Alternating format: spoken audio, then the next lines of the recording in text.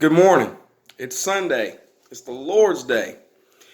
It is June the 28th. It's been a minute since I did a video on a Sunday morning, but I'm back. Today, I hope everybody's doing fine, had a good week.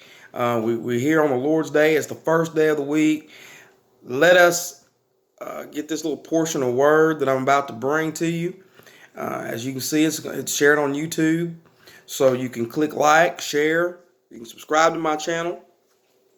But the thing that I want to talk to you about today is, where is your fear coming from? Because you see a lot of people today are walking around scared, but what is the basis of that fear? Is it fear because you've done something that you know you're going to have to reap the consequences for? Or is it you're fearful of what somebody might do to you just because they want to do something to you? If we read in the book of Matthew this morning, starting at the 7th chapter, if you look at the first verse, it says, "Judge not that ye be not judged."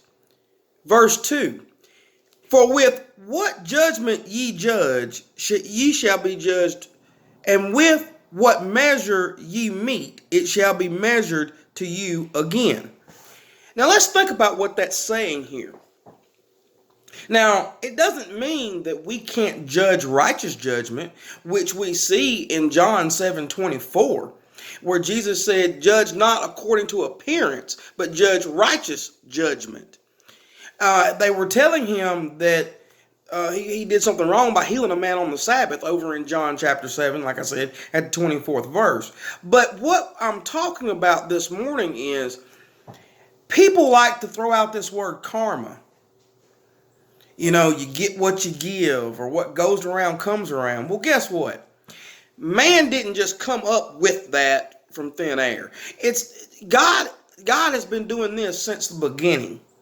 We actually read this. Well, if you go to Ecclesiastes 1:9, you will see that God tells us that which shall be has already been, and what shall be done has already been done before.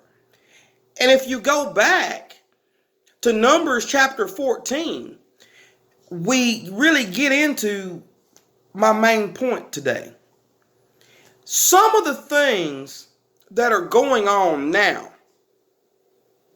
are payment for sins that were committed many, many years ago. There comes a time when payment and punishment has to be paid for the sin that you committed. God didn't say he was just going to punish you right then all the time. It may be some time go by.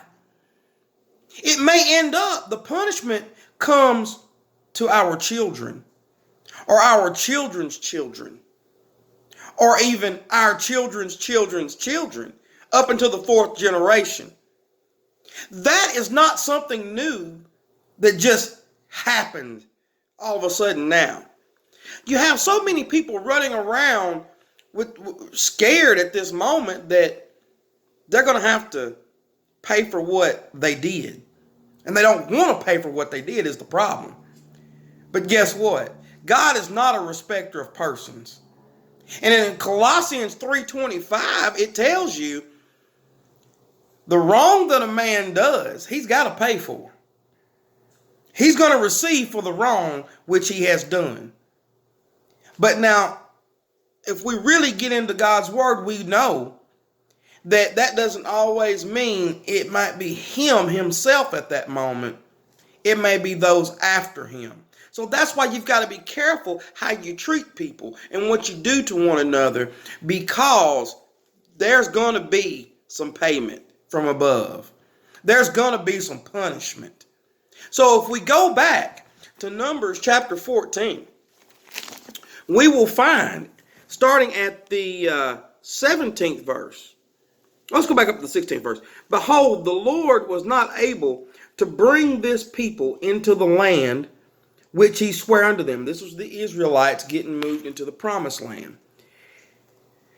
Therefore he has slain them in the wilderness.